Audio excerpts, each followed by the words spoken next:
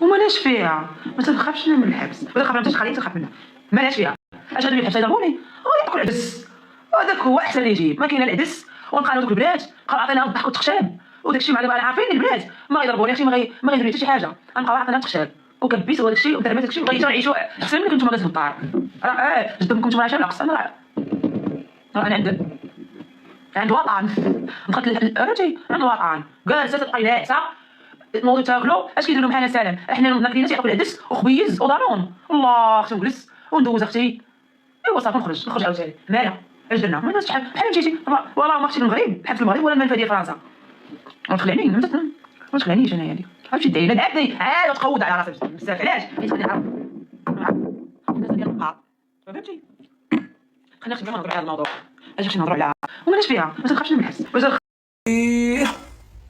ونحضروا على طواقيم الصحافه الدوليه جات اختي ندوه صحفيه الدنيا ما تمشي الميكروفونات والوانات.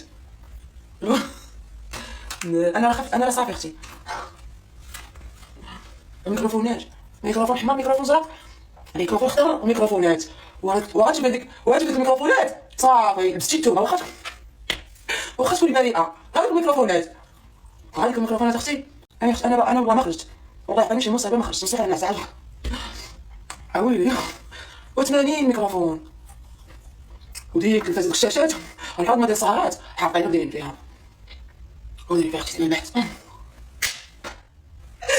الحقيقه واش كيبغيو يخرجوا البحث داكشي سكوره هذاكشي مسوقر. انا والله تشبعت وحق الله انا مرت ما تخشى غير سبحان الله الروز صافي اختي تبعت.